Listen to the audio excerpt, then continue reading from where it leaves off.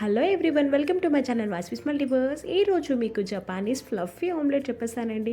ఏంటి సడన్గా Japanese recipe చెప్పేస్తున్నాను అనుకుంటున్నారా?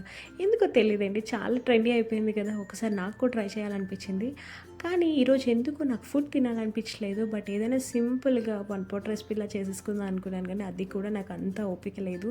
అందుకే ఒక ఆమ్లెట్ చేసుకొని తిందాం అనుకున్నాను. ఎప్పుడు చేసే ఆమ్లెట్లా కాకుండా ఇలాగ జపానీస్ స్టైల్ ట్రై చేద్దాం అనుకుని ట్రై చేశానండి. నాకైతే ఓకేగా అనిపించింది. బట్ ఒక్కసారి ట్రై చేయొచ్చు. మేబీ అది జపానీస్ రెసిపీ అనేమో, ఇండియాలో నాకు అంత నచ్చలేదు.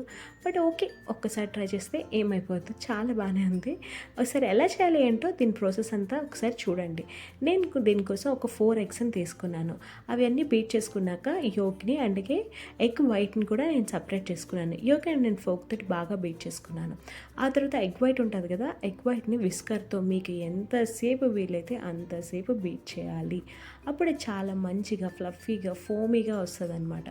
ఆ తర్వాత మనము ఇది ఒక కడాయిలోని హీట్ చేసుకొని ఒక టేబుల్ స్పూన్ బటర్ని కూడా యాడ్ చేసుకొని మొత్తం అంతా ఒకసారి కలుపుకుంటాం. అదే దాంట్లో మనము ఎగ్ యోక్ ఉంటుంది కదా, అది కూడా అందులో యాడ్ చేసేసుకొని ఒక 2 మినిట్స్ రెస్ట్ ఇచ్చిన తర్వాత చిల్లీ పౌడర్ అండ్ సాల్ట్ని కూడా యాడ్ చేసుకొని ఇంకొంచెం సేపు ఫ్రై చేసుకుంటాం.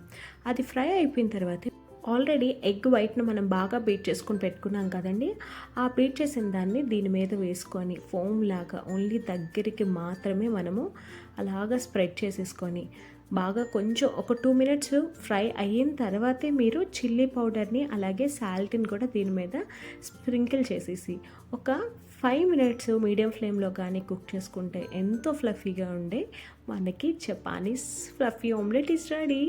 పర్వాలేదు, ఒక్కసారి ట్రై చేయండి. నేనైతే ఇది కొంచెం డిఫరెంట్గా ఉందని ట్రై చేశాను, ఓకేగా అనిపించింది. మీరు కూడా ఇది ట్రై చేసి మీకు ఎలా వచ్చింది కామెంట్ సెక్షన్లో కామెంట్ చేయండి.